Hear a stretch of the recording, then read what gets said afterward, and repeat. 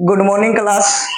आज हमारा सेशन ये चौथा सेशन है और जो हम कल छोड़ के गए थे कि आप लोगों के परिमेय संख्या पर, उसको हम आप कंटिन्यू करेंगे। उसको अब हम कंटिन्यू करेंगे। ठीक है जी, मन लगा के आप लोग पढ़ते रहिए, कोई दिक्कत नहीं है, कोई टेंशन मत लीजिए।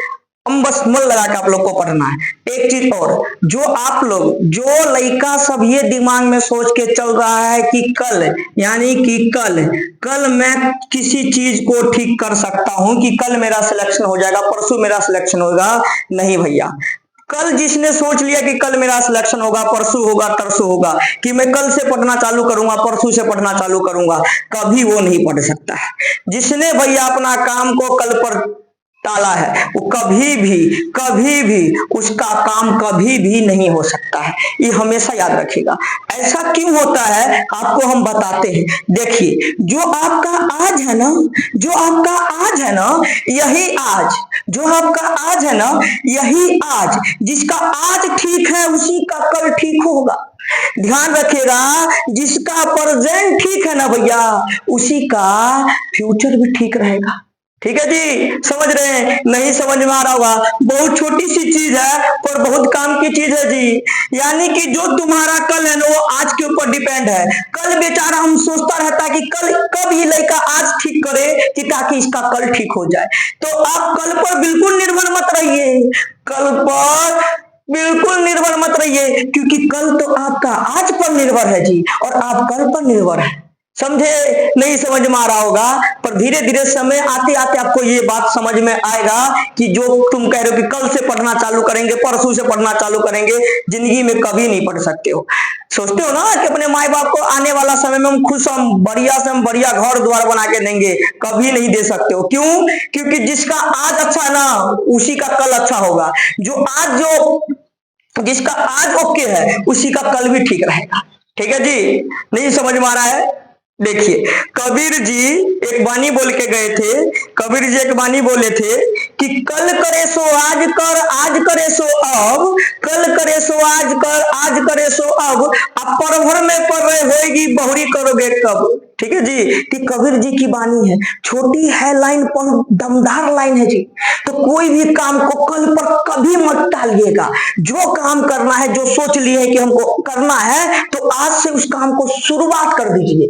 उस काम को आज से शुरुआत कर दीजिए, और कम ही कीजिए पर कीजिए, कम ही कीजिए पर कीजिए।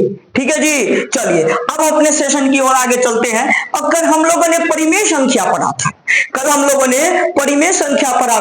कि परिमेय संख्या क्या होता है। तो कल हम लोगों ने परिमेय संख्या के बारे में देखा था कि भैया परिमेय संख्या होता क्या है। देखिए, कल आपको बताए थे ना कि जिसको P/Q के रूप में लिखा जा सके, उसी को हम परिमेय संख्या कहते हैं। यानी कि जिसको P/Q के रूप में लिखा जा सके, उसे हम परिमेय संख्या कहते हैं। बात क्लियर जी? समझ में आ गया होगा कल। यानी कि जिसको बटे में लिखा जा सके, उसे हम परिमेय संख्या कहते हैं। अच्छा, एक बात और देखिए, इस दुनिया में जितना भी संख्या है ना, यानी कि इस दुनिया में जितना भी संख्या का प्रकार है, सबको आप परिमेय लिख सकते हो, सबको परिमेय में लिख सकते हो। बाकी एक ऐसा संख्या का प्रकार है जिसको आप परिमेय में नहीं लिख सकते हो जी।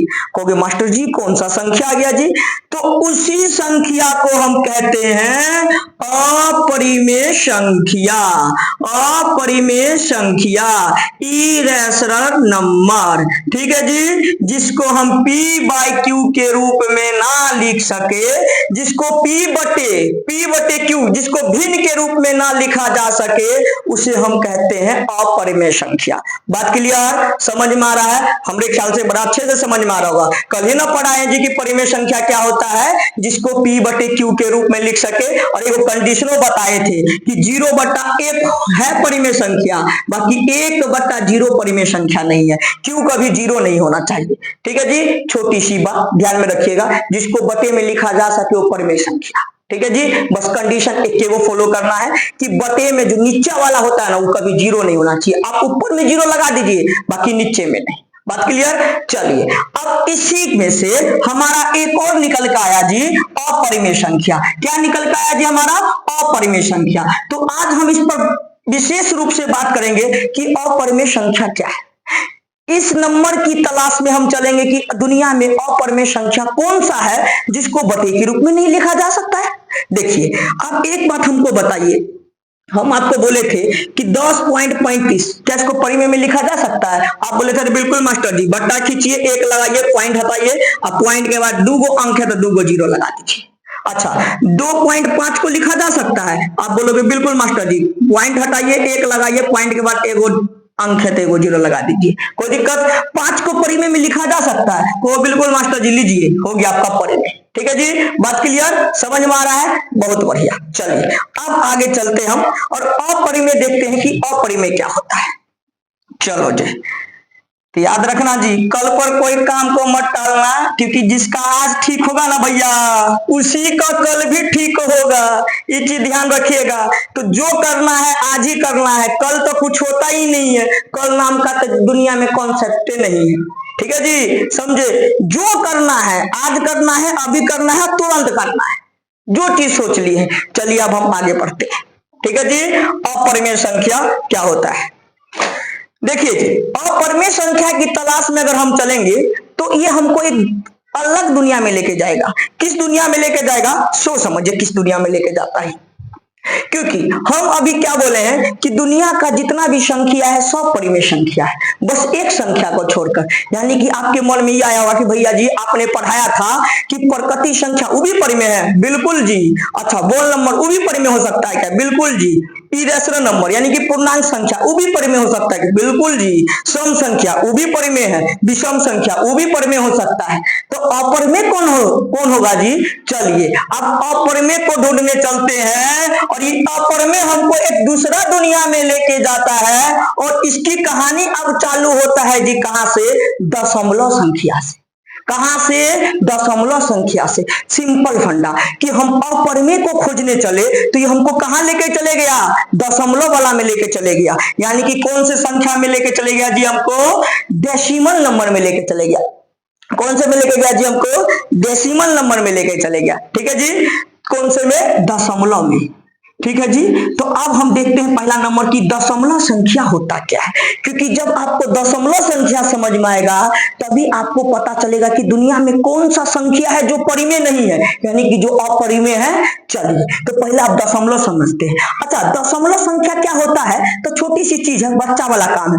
किसी भी संख्या, कोई भी संख्या, 7, 6, 8, 9, 4, 5, दुनिया का कोई भी संख्या और उसके बीच में कहीं पर भी, उसके अगल बगल में कहीं पर भी पॉइंट लगा हुआ रहे उसको हम दशमलव संख्या कहते हैं। बात क्लियर? ज्यादा दिमाग लगाने की जरूरत नहीं, सीधे बोलना है कि कोई भी संख्या के बीच में कहीं पर भी पॉइंट लगा रहे तो डेसिमल नंबर कहलाता है। कोई दिक्कत? बहुत बढ़िया, आ रहा होगा आप लोग को समझ में। चलिए तो अब आते हैं हम दशमलव संख्या समझते हैं कि दशमलव क्या होता है। क्योंकि ध्यान दीजिएगा जी, दशमलव समझ में आएगा तभी आपको अच्छे से परिमेय और अपरिमेय संख्या समझ में आएगा जी। ये बात को नोटिस करके रखिएगा। तो ध्यान देना है कि हमको परिमेय संख्या और अपरिमेय संख्या समझना है तो हमको दशमलव अच्छे से समझना पड़ेगा, क्योंकि यहाँ से क्वेश्चन एक से एक बनता है। समझे जी? समझे?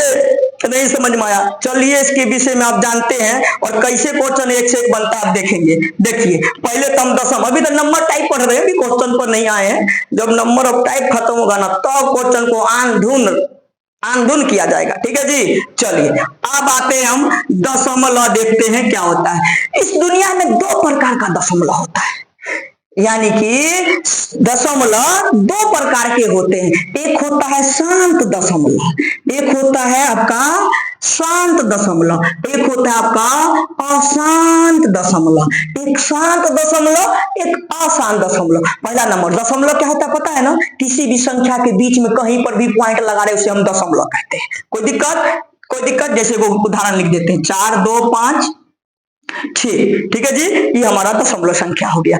अच्छा, दशमलव कितने प्रकार के? शांत, अशांत। बोलिए दशमलव कितने प्रकार के? एक शांत दशमलव, एक अशांत दशमलव। एक शांत दशमलव, एक अशांत दशमलव। दशमलव कितने प्रकार के? 2 प्रकार के, शांत दशमलव, अशांत दशमलव। शांत दशमलव, अशांत दशमलव। कोई दिक्कत जी? समझ में आ रहा है? नहीं आ रहा है? चलिए फिर से समझा देते हैं कि हम अपरिमेय के तलाश में चले, अपरिमेय संख्या की तलाश में चले, तो हमको अपरिमेय कौन सी दुनिया में ले गया? दशमलव संख्या में ले गया। तो हमको दशमलव समझ में आ जाएगा तो हमको परिमेय अपरिमेय अच्छा से समझ में आ जाएगा। कोई दिक्कत? चलिए तब दशमलव को समझते हैं। तो अभी तक क्या समझे हैं कि दशमलव दो प्रकार का होता है, एक शांत दशमलव, एक अशांत दशमलव। कोई दिक्कत जी? चलिए जी, बहुत बढ़िया। शांत दशमलव और अशांत दशमलव। अब देखते हैं कि शांत दशमलव क्या होता है। देखना बाबू, ध्यान से देखना शांत क्या होता है। देखिए 425.32, ठीक है जी, रुक गया ना, बस रुक गया ना, इस शांत दशमलव कहलाएगा। क्या कहलाएगा? शांत दशमलव। फिर से देखिए 0.4162, रुक गया ना, शांत दशमलव कहलाएगा। क्या कहलाएगा? शांत। एक और देखिए 3.421, क्या कहलाएगा जी? रुक गया ना पॉइंट के बाद, पॉइंट के बाद इसके अंक रुक गए ना, इसके अंक रुक गए ना, क्या कहलाएगा? शांत दशमलव। एक चीज और याद रखिएगा, पॉइंट के बाद संख्या मत बोल दीजिएगा, अंक बोलना है। क्या बोलना है? अंक। ठीक है, संख्या नहीं, ये अंक है। 3 और 2 अंक है। 32 मत कह दीजिएगा, 32 मत कहीं मत बोल दीजिएगा कि 425.32, ना ना ना ना ना ना ना, 3 2, क्या बोलिएगा? 3 और 2, ठीक है जी, 425.3 और 2, ठीक है जी, बात क्लियर? 3 और 2 इंग्लिश बोल दी हम तो जी। चलिए अब आते हैं आगे। तो आपको शांत दशमलव समझ में आया जी? नहीं आया? समझिए, दशमलव दो प्रकार के, शांत अशांत। शांत अशांत। शांत किसे कहते हैं? जो भैया पॉइंट के बाद जिसके अंक रुक जाए, जो भैया पॉइंट के बाद जिसके अंक रुक जाए, उसे हम शांत दशमलव कहते हैं। कोई दिक्कत? अब आया आपको समझ में। आते हैं हम अशांत दशमलव। देखिए 0.6666666, अरे भैया तो रुकने का नामे नहीं ले रहा है, ये रुकने का नामे नहीं ले रहा है। यानी कि पॉइंट के बाद जो अंक ना रुके, पॉइंट के बाद जो अंक ना रुके, उसको हम अशांत कहते हैं। आया समझ में? आया जी समझ में? फिर से देखिए, उदाहरण देखिए 0.72727272, बस बस बस इतना लिखते हैं इनफिनाइट तक। यानी कि जो पॉइंट के बाद जो अंक ना रुके, पॉइंट के बाद जो अंक ना रुके, उसे हम अशांत दशमलव कहते हैं। अब पॉइंट के बाद जो अंक रुक जाए, पॉइंट के बाद जो अंक रुक जाए, उसे हम शांत कहते हैं। अब पॉइंट के बाद जो ना रुके, उसे हम अशांत कहते हैं। जैसे एक और देख लीजिए 8248400124। कोई दिक्कत जी? तो पॉइंट के बाद रुकने का नाम ही नहीं ले रहा है, इसे हम अशांत कहते हैं। आ रहा है समझ में? बहुत बढ़िया आ रहा होगा आपको। तो दशमलव कितने प्रकार के? दशमलव दो प्रकार के, शांत दशमलव, अशांत दशमलव। शांत दशमलव, अशांत दशमलव। बहुत बढ़िया जी। कितने प्रकार के जी? दो, शांत अशांत। शांत अशांत। शांत किसे कहते हैं? अगर आपसे कोई पूछ ले तो आप क्या कहिएगा कि भैया जी देखिए, शांत दशमलव उसे कहते हैं जो पॉइंट के बाद जो उसके अंक रुक जाए वो शांत, और जो पॉइंट के बाद जो ना रुके वो अशांत। कोई दिक्कत? छोटा सा चीज है बउआ वाला, इतना भी नहीं समझ में आ रहा है? आ गया होगा। आगे चले, चलिए। अच्छा, रुकिए 2 मिनट रुकिए, यहीं पर रुकिए। एक वो चीज ध्यान दीजिए, देखिए अशांत दशमलव में हमको कुछ उटपटांग सा लग रहा है। यानी कि भैया अशांत दशमलव को पता है 2 प्रकार का होता है, अशांत दशमलव भी 2 प्रकार का होता है। आप कहोगे मास्टर जी तब बड़ा कन्फ्यूज आ रहे हैं आप। देखिए आराम से समझना है, दशमलव कितने प्रकार के? 2, शांत और अशांत। दशमलव कितने प्रकार के? 2, शांत और अशांत। कितने प्रकार के जी? 2। और अशांत दशमलव भी 2 प्रकार के होते हैं। एक होता आपका आवर्ती, एक होता आपका आवर्ती, एक होता आपका अनावर्ती। ठीक है जी, एक होता आपका अनावर्ती। ठीक है जी, एक होता आपका आवर्ती, एक होता आपका अनावर्ती। ठीक है, पहले लिख दिए। ठीक है, अनावर्ती, आवर्ती और अनावर्ती। ठीक है जी, repeating non repeating, repeating non repeating, repeating non repeating, repeating non repeating. समझ में आ रहा है? समझ में आ रहा है जी? बहुत बढ़िया। इसको हम थोड़ा ऊपर लिखते हैं। ठीक है जी, आवर्ती अनावर्ती यहां लिख देते हैं। चलिए यहां पर लिख देते हैं इसको, ये दो प्रकार का, ठीक है जी। एक होता है आपका आवर्ती, एक होता है आपका अनावर्ती, ठीक है जी। एक होता है आपका रिपीटिंग, एक होता है आपका नॉन रिपीटिंग। कोई दिक्कत?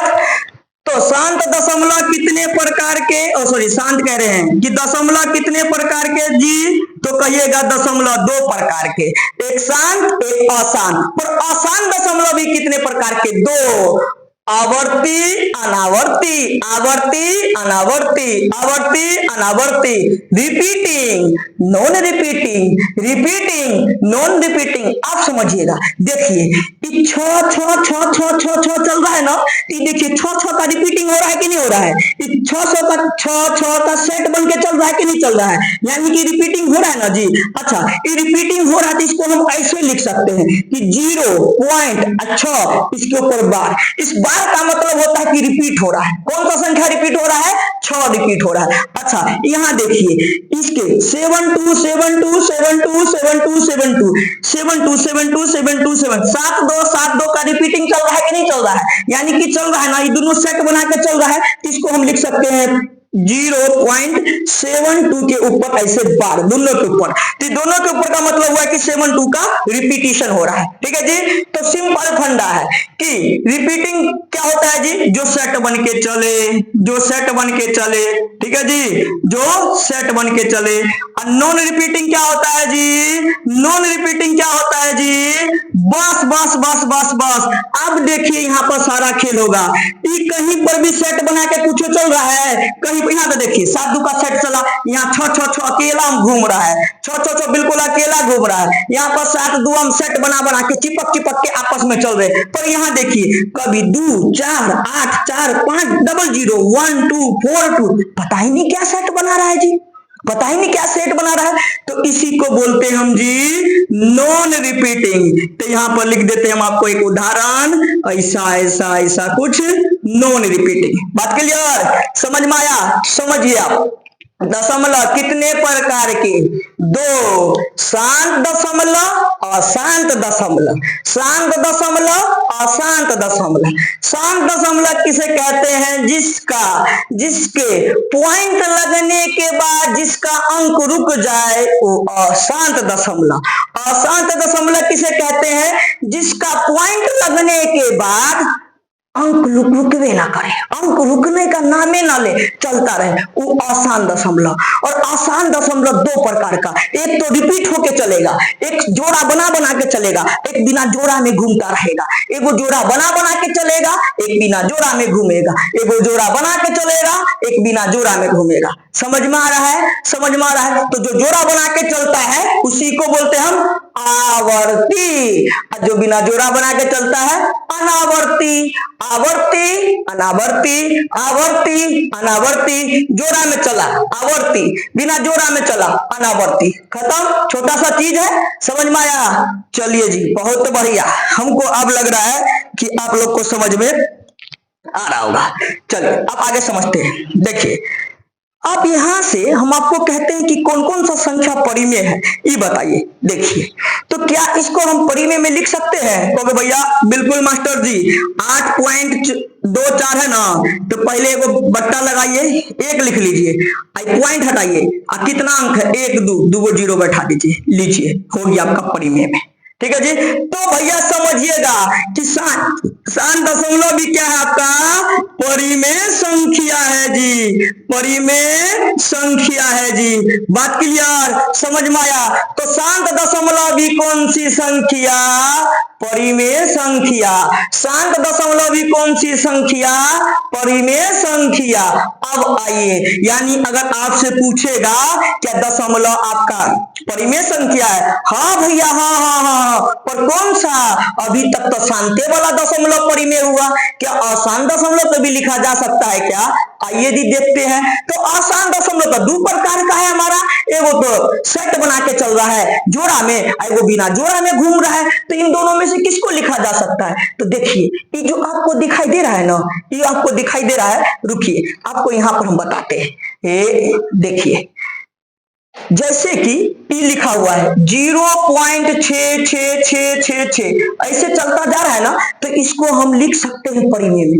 कहोगे मास्टर जी कैसे लिखते हैं? देखिए 6/9 आंसर, 6/9 आंसर। आपको कैसे लिख दिए जी? आपकी बातों पर कैसे विश्वास करें? देखिए यही तो आप लोग को सीखना है जी। अगला जो क्लास होने वाला है, अब यही सब क्वेश्चन तो आएगा और यही से आपको सीखना है कैसे लिखा। देखिए इसको आप सोल्व करके देखिए ना, उल्टा यही आएगा। तो देखिए 9 को रखिए बाहर, 6 को रखिए अंदर।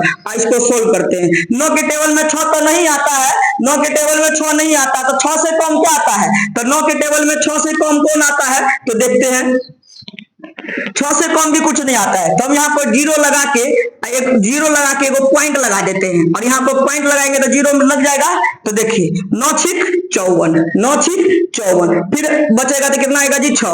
पॉइंट लगा रखे हैं, फिर जीरो लिख सकते हैं, फिर 6, फिर 54, फिर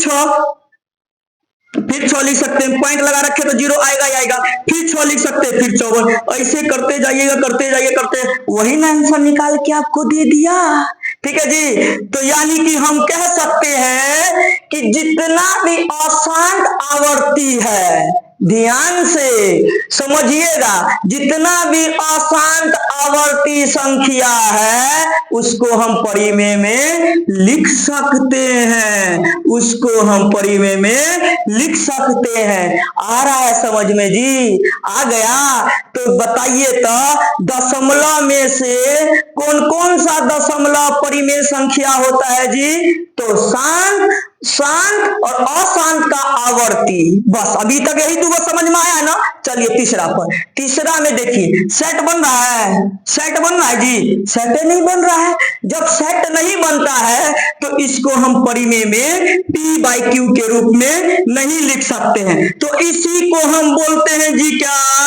अपरिमेय संख्या। सुनना बाबू ध्यान से, बाबू इधर देखो, जो सेट नहीं बना तो इसी को अपरिमेय संख्या कहते हैं। दुनिया में एकलौता एक यही है जो अपरिमेय संख्या कहलाता है। ठीक है जी। बाकी दुनिया का हर एक संख्या आपका परिमेय हो सकता है। बाकी एक ऐसा ये संख्या है, कौन सा जी? दशमलव के अशांत के नॉन रिपीटिंग वाला संख्या।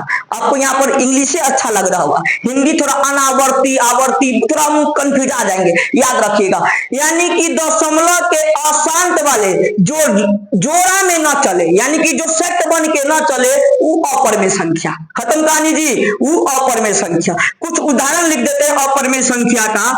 √2 अपरिमेय संख्या है, √3 अपरिमेय संख्या है, √5 ये भी अपरिमेय संख्या है, पाई का वैल्यू भी अपरिमेय संख्या है। अच्छा आप लोग मास्टर जी पगला गए हैं, पाई का वैल्यू 22/7 होता है, परिमेय में लिखा हुआ है। देखिए जी पाई का वैल्यू 22/7 भी होता है और 3.14 कुछ आता है पाई का वैल्यू। यानी कि जो ये पाई लिखे हैं ये वाला 3.4 वाला, ये आपका अपरिमेय संख्या है।